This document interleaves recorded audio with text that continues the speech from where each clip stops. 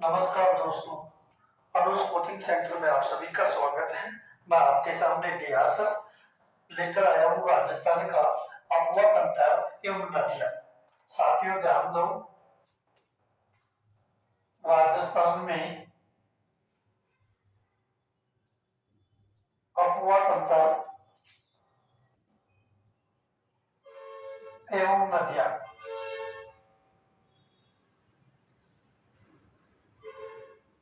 सबसे पहले हम चर्चा करेंगे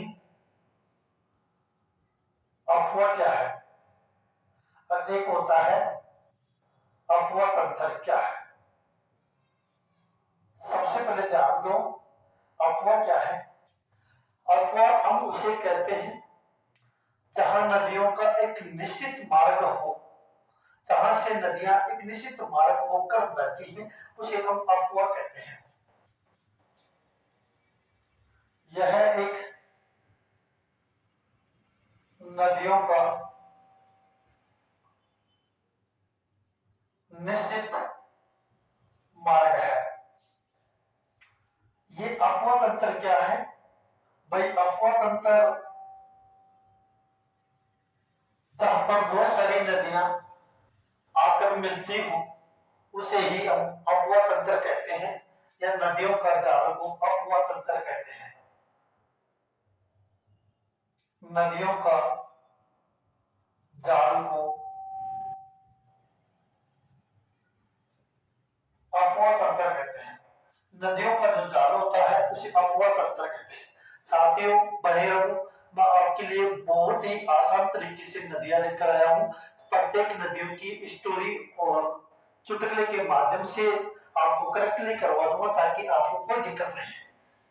अफवाह एक नदियों का निश्चित मार्ग को अफवाह कहते हैं और अफवाह तंत्र यानी नदियों के जाल को अफवाह तंत्र कहा जाता है। चलो साथियों, फिर हम बात करते हैं इसकी भाई नदियों का विभाजन कैसे कैसे हुआ। भाई नदियों का विभाजन की बात करें, नदियों का विभाजित, नदियों का विभाजित बात करें तो हम इसको क्या किया, तीन भागों में बांटा। तीन भागों में बांटा साथियों, कैसी? गिरने के आधार पे, गिरने के आधार पर, गिरने के आधार पे हमने इसको तीन भागों में बांटा। अरब सागर की नदियां, बंगाल की खाड़ी की नदियां, और एक होता है आंतरिक प्रवाह क्षेत्र की नदियां। अरब सागर की नदियां क्या होती हैं कि ऐसी नदियां जिनका जन्म राजस्थान में हुआ हो और अपना पानी को अरब सागर में ले जाती हो, उसे हम कहते हैं अरब सागर की नदियां। वो नदियां जिसका जन्म राजस्थान में हुआ हो, वो नदियां अपने पानी को बंगाल की खाड़ी में ले जाती हो, उसे कहते हैं बंगाल की खाड़ी की नदियां। आंतरिक प्रवाह क्षेत्र की नदियां की कुछ समय के बाद बहकर अपने आप लुप्त हो जाती है, उसे कहते हैं आंतरिक प्रवाह क्षेत्र की नदियां। इनको हमने किसके आधार पे बांटा? गिरने के आधार पे, कहां पे जाकर कहां पे गिरते हैं। साथियों साथ में उतारते रहो, मैं आपको बहुत सारी चीजें इसमें देखने को बताऊंगा। अब बात क्या आती है इसके बाद में, भाई गिरने के आधार पे हमने इसको तीन भागों में बांटा, जिसके बाद में भाई नदियों का एक बहुत बड़ा जल विभाजन भी है राजस्थान के अंदर। राजस्थान में नदियों का जल संभर, बोलो जल संभर या जल विभाजन। राजस्थान में नदियों का जल संभर या जल विभाजन कैसे होता है? सबसे ज्यादा या सबसे बड़ी जल विभाजन कौन करता है, क्या करता है? तो साथियों ध्यान दो, राजस्थान में जल विभाजन अरावली पर्वतमाला का सर्वाधिक पाया जाता है। तो इसको भी हमने क्या किया, राजस्थान में नदियों का जल संभर और जल विभाजन को हमने इसको क्या किया, दो भागों में बांट लिया। कितने भागों में बांट लिया? दो भागों में बांटा। साथियों ध्यान दो, किस प्रकार से बांटा दो भागों में।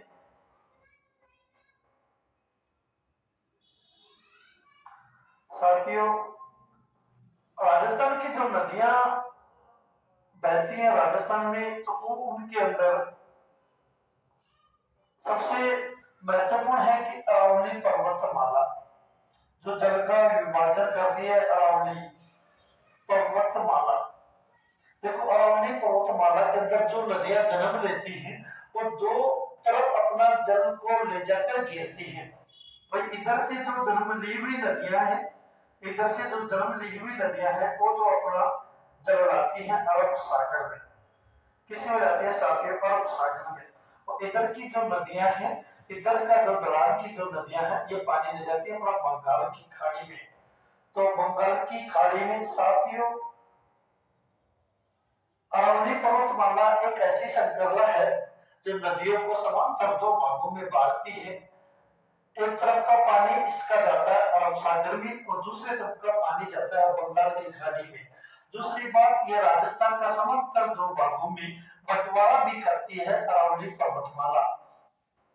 दूसरी बात, दूसरा जल संपर्क क्या होता है साथियों?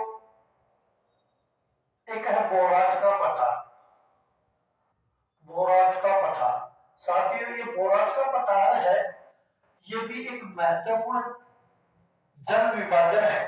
इसमें भी क्या होता है कि भाई इधर की जो नदियां हैं, इधर की जो नदियां हैं ये तो जाती हैं अरब सागर में, अरब सागर में, और इधर की जो नदियां हैं ये जाती हैं बंगाल की खाड़ी में। साथियों बंगाल की खाड़ी में यानी पूर्व की नदियां जाती हैं बंगाल की खाड़ी में और पश्चिम की जो नदियां हैं ये जाती है अरब सागर के अंदर। बात क्या आती है कि बोराट का पठार कहाँ है साथियों? बोराट का पठार कुंभलगढ़, कुंभलगढ़ पड़ता है कहाँ पे साहब? ब्राज संबंध में। कहाँ पड़ता है? ब्राज संबंध में। और यह जो क्षेत्र इधर का ये पड़ता है इसका गोगुंदा। गोगुंदा कहाँ पड़ता है? उदयपुर के अंदर। कहाँ पड़ता है? उदयपुर के अंदर। ये हमारी मुख्य बात है कि भाई राजस्थान में नदियों का जल संकट कितने भागों में किया? तो भागों में हम कर रखे हैं। एक तो अरावली इसका महत्वपूर्ण है जो राजस्थान की नदियों को समांतर दो भागों में बांटती है। अरावली के अंदर जो वर्षा होती है इसका आधा पानी अरब सागर में और आधा पानी बंगाल की खाड़ी में जाता है। साथियों उसके बाद में बोराट का पठार है जो कुंभलगढ़, राजसमंद और गोगुंदा उदयपुर में स्थित है। इसका भी पानी दो जगह जाता है, अरब सागर और बंगाल की खाड़ी के अंदर जाता है। चलो हम आगे देखते हैं जन्म के आधार पे कि नदियां सर्वाधिक जन्म कहां कहां लेती हैं।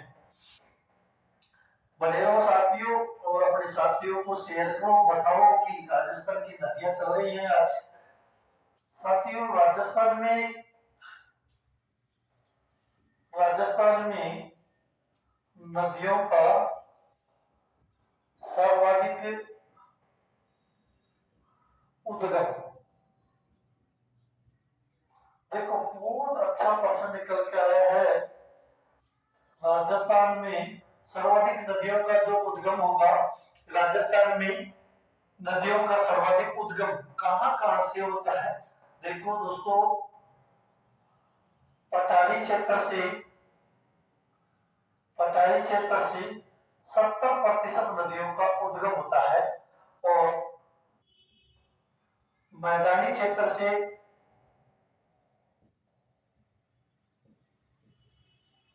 30% नदियों का उद्गम होता है। ध्यान दो राजस्थान में सर्वाधिक जो नदियों का जन्म होता है वो पठारी क्षेत्र से होता है और न्यूनतम होता है वो मैदानी क्षेत्र से होता है। तो राजस्थान में नदियों का जो सर्वाधिक उद्गम होता है वो पठारी क्षेत्र से होता है। कहां से होता है साथियों? पठारी क्षेत्र से। और न्यूनतम होता है कहां से? मैदानी क्षेत्र से। इसमें बहुत सारी चीजें आगे भी है लेकिन बेसिकली चीज अपने को समझना जरूरी है। अगर अपने ये चीजें समझ में नहीं आएंगी तो फिर आगे पढ़ने का कोई फायदा नहीं है। तो उद्गम के आधार में हमने देखा तो हमने इसको दो भागों में बांटा, पठारी क्षेत्र से 70% और अपने मैदानी क्षेत्र से 30%। फिर क्या होता है मित्रों? इसके बाद में हम देखते हैं ढाल के आधार पर राजस्थान में नदियों का ढाल के आधार पर विभाजन। राजस्थान में नदियों का क्या किसके आधार पर विभाजन? ढाल के आधार पर विभाजन। देखो साथियों देखो राजस्थान में ढाल के आधार पर ढाल के आधार पर नदियों का बहाव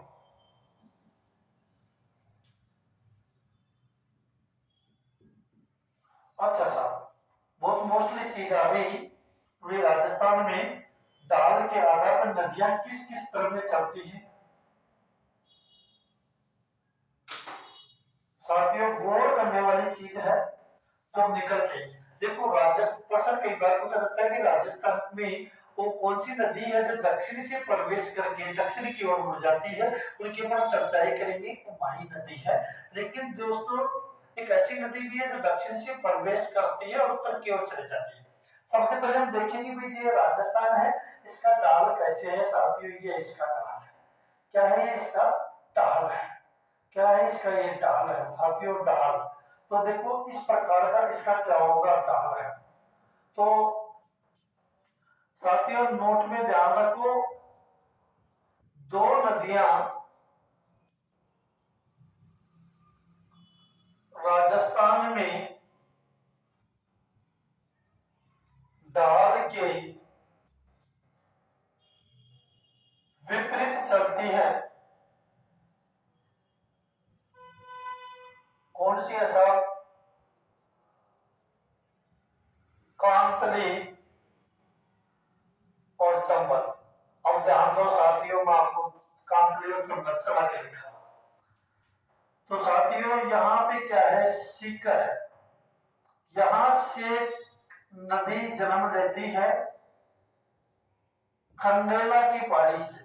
खंडेला की पहाड़ी से, खंडेला की पहाड़ी सीकर से ये क्या लेती है? जन्म लेती है। और यहां से जन्म लेने के बाद में ये झुंझुनू को समांतर दो भागों में बांटती हुई चूरू की सीमा पर समाप्त हो जाती है। चूरू की सीमा पर क्या हो जाती है? समाप्त हो जाती है साथियों। तो ये जो नदी है ऐसे जन्म लेने के बाद ऊपर की ओर बह रही है और ढाल राजस्थान का नीचे की ओर है। तो कांतली नदी सीकर से निकलकर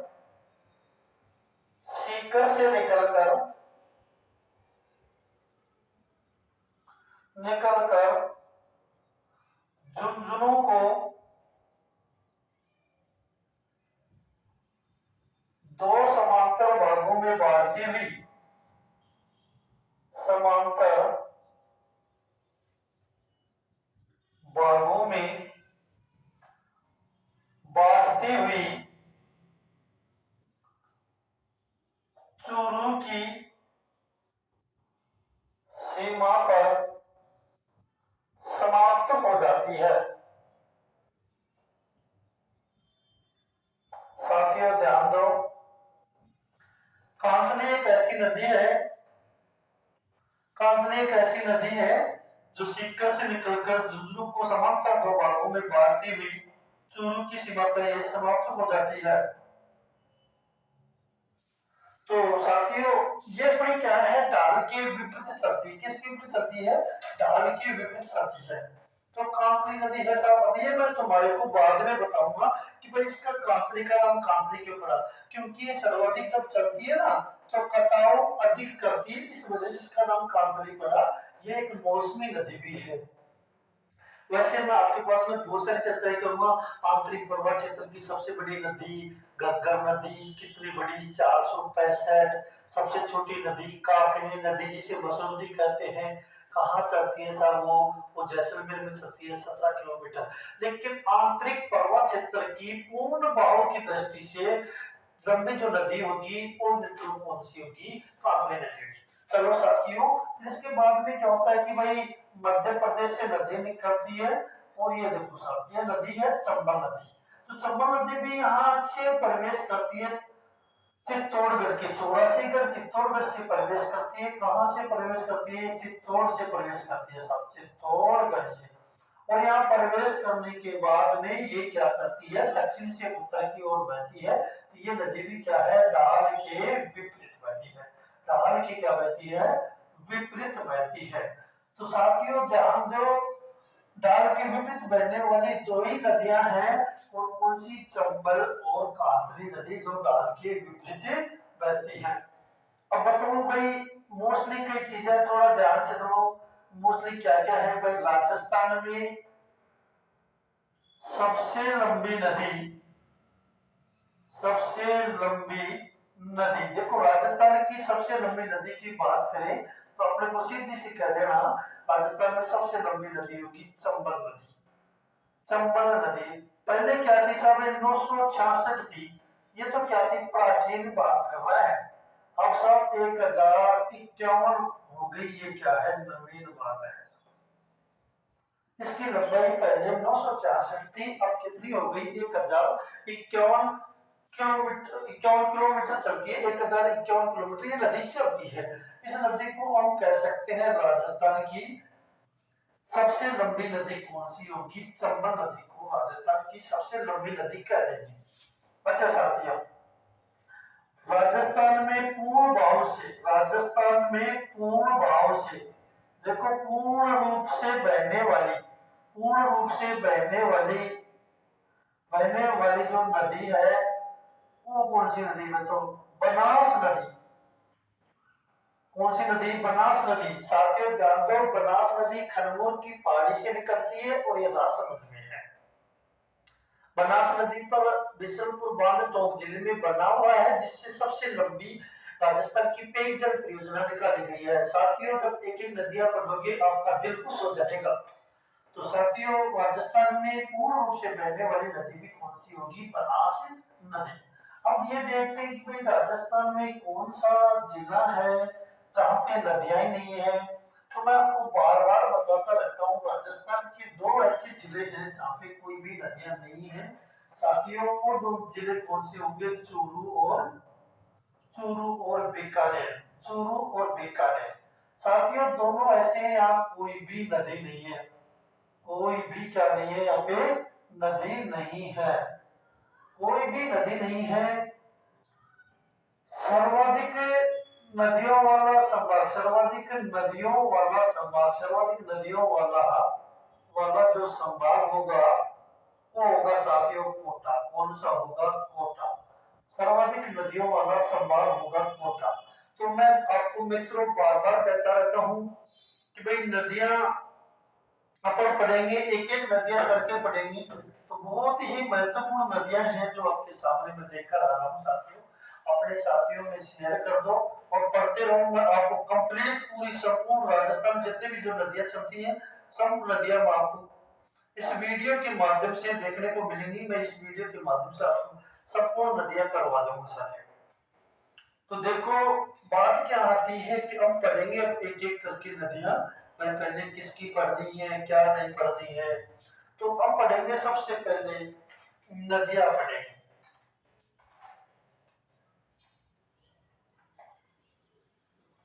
अब क्या है कि नदियां पढ़ेंगे, साथियों ध्यान दो। सबसे पहले पढ़ेंगे अरब सागर की ओर जाने वाली नदियां, अरब सागर में जाने वाली नदियां। देखो अरब सागर की ओर गिरने वाली नदियों की हमने एक टेक्स्ट भी लाई है। सालू की माँ, सालू की माँ सोजाजक, सालू की माँ सोजाजक, ये तो आपने क्या है अरब सागर की ओर जाने वाली नदियों की टिक्स है। तो इसके बाद में बंगाल की खाड़ी की ओर जाने वाली नदियों की बताएंगी, दीघा को बाव, बकरी पचागयो। आंतरिक परमाणु क्षेत्र में गिरने वाली नदियां काकासा के घर में पार रहती है। इस प्रकार से हम नदियों के बारे में बात करेंगे। देखो साथियों साथ से आप बना सकते हो साबरमती, क्या बनाओगे आप, साबरमती नदी। लू से आप साबरमती नदी, और साथियों लू से आप बनाओ लूनी नदी। कौन सी नदी साथियों, लूनी नदी। मां से हम बनाएंगे साथियों माही नदी, क्या बनाएंगे, माही नदी। सो से हम बनाएंगे सोम नदी, कौन सी, सोम नदी। और जहां से हम बनाएंगे जाखम नदी।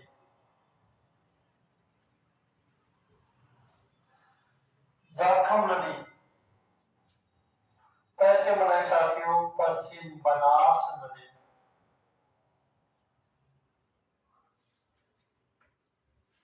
तो साथियों ये अपनी क्या है, नदियों की लिस्ट है जो अरब सागर की ओर जाने वाली नदियां हैं। तो साथियों अपन एक एक नदियों के बारे में चर्चा करेंगे, कौन सी नदी क्या क्या करती है और उसके बाद में क्या क्या इसके होता है। तो साथियों हम एक बात बता दें आपको कि भाई नदियां को विस्तार से पढ़ो और अपने नोट्स बनाते रहो।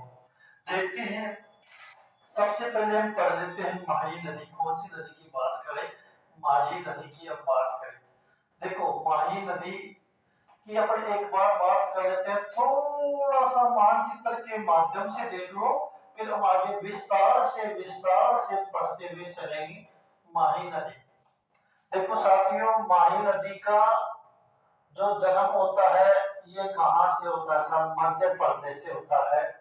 यहाँ से महूजन की पहाड़ी से, महूजन की पहाड़ी से मध्य प्रदेश से इसका जन्म होता है। ये नदी निकल कर आ जाती है और यहाँ पे राजस्थान में बातें करती है कि भाई राजस्थान में तेरे पास आना चाहते हैं।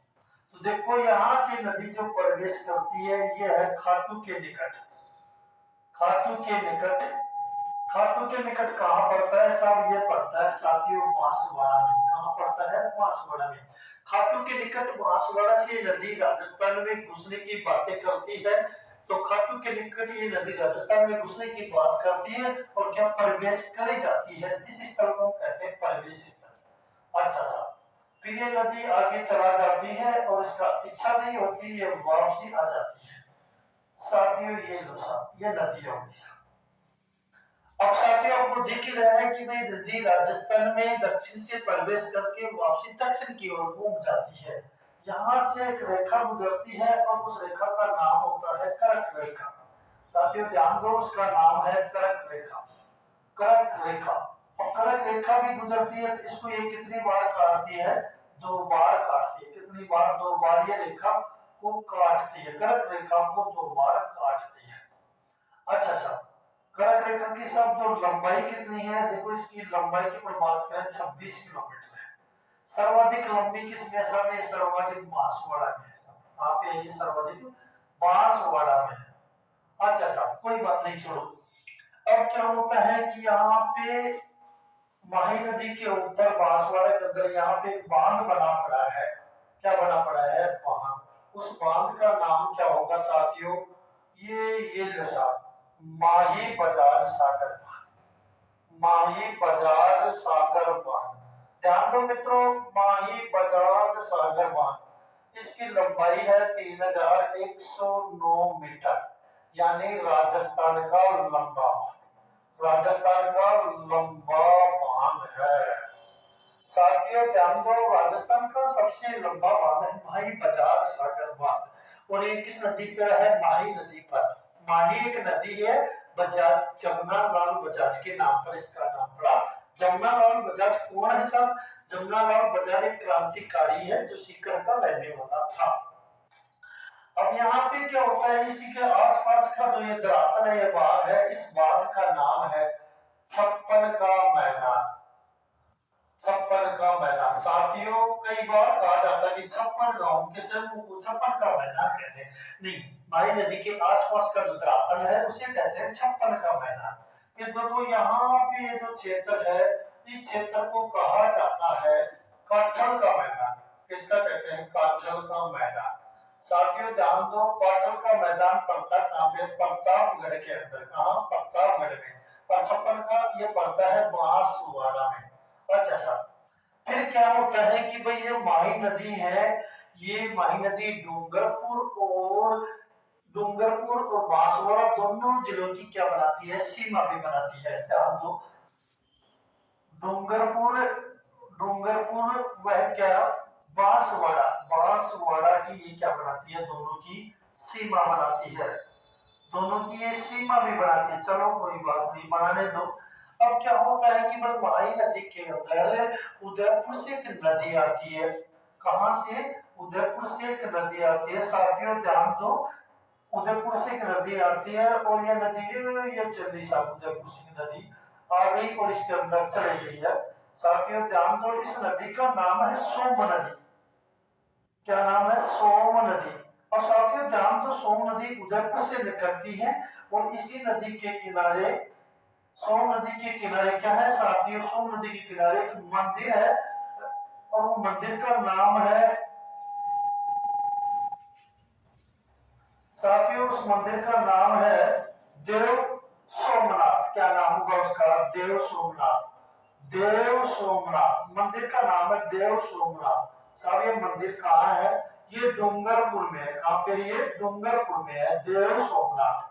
और ये क्या करती है? ये नदी डूंगरपुर और उदयपुर दोनों की सीमा बनाती है। किस किस की? डूंगरपुर और उदयपुर दोनों की क्या बनाती है? सीमा। तो साथियों ध्यान दो भाई, मैं यहाँ लिख देता हूँ कि भाई सोम नदी क्या करती है? सोम नदी उदयपुर और डूंगरपुर दोनों की क्या बनाती है? सीमा। दोनों की सीमा भी बनाती है। अब चलो सब यहाँ पे सोम नदी आ गई, फिर क्या होता है? एक नदी मानना कि ये आ गई जिसका नाम होता है जाखम नदी। जाखम नदी। और देखो जाखम नदी कहाँ से आ रही है गुरुजी? ये आ रही है साथियों प्रतापगढ़ से। कहां से? प्रतापगढ़ से। तो इसके ऊपर यहाँ पे बांध है, थोड़ी देर के लिए मानना कि इस नदी के ऊपर बांध है। अब उस बांध का नाम है जाखम बांध। क्या नाम है उसका? नाम जाखम बांध। सब कितना ऊंचा है जाखम बांध? 81 मीटर। ये राजस्थान का ऊंचा है। चलो कोई बात नहीं। अब यहाँ माही नदी है और इधर से जाखम आ गई, इधर से सोम आ गई। भाई यहाँ पे क्या हो गया? तीनों नदियों का मिलान हो गया और यहाँ पे क्या बना दिया? त्रिवेणी संगम। क्या बना दिया यहाँ पे? त्रिवेणी संगम। और इस त्रिवेणी संगम के ऊपर, यहाँ के ऊपर एक मंदिर है और वो मंदिर किसका होगा? साथियों ध्यान दो, यहाँ जगह नहीं है, मैं आपके लिए यहाँ लिख देता हूँ। वो मंदिर किसका होगा? बनेश्वर का होगा। किसका होगा? बनेश्वर का। अब देखो बनेश्वर का जो मंदिर है, शिवलिंग की पूजा की जाती है इसमें। किसकी? शिवलिंग की। लेकिन साथियों ये जो शिवलिंग है ये कौन सा है? खंडित शिवलिंग है। खंडित शिवलिंग की पूजा की जाती है। तो देखो मित्रों, यहाँ पे बनेश्वर है, नाउटापुरा गांव डूंगरपुर में पड़ता है और यहाँ पे खंडित शिवलिंग की पूजा की जाती है। यहाँ पे सोम, माही और जाखम तीनों नदियों का संगम होता है। याद रखो, सोम नदी उदयपुर से निकलती है, उदयपुर को निकलने के बाद डूंगरपुर और उदयपुर दोनों की सीमा भी बनाती है। आगे चलकर सोम नदी पर डूंगरपुर जिले में देव सोमनाथ का मंदिर स्थित है। इसी के नाम पर सोम अंबा कुंडला सिंचाई परियोजना भी राजस्थान में प्रचलित है, जो डूंगरपुर जिले से संबंधित है। आगे जाकर जाखम नदी प्रतापगढ़ से आती है। जाखम नदी पर प्रतापगढ़ के अंदर जाखम बांध है जिसकी ऊंचाई 81 मीटर है और राजस्थान का सबसे ऊंचा बांध है। साथियों अपने साथियों में शेयर करो, बताओ। अपन फिर मिलते हैं अगले वीडियो में। शेयर करना, बताना और मेरे मित्रों पढ़ते हो जय बजरंगबली की। घुमा दो आपको घोटे को और पढ़ लिख कर निकाल दो साथियों अपना टोटे को। जय हिंद।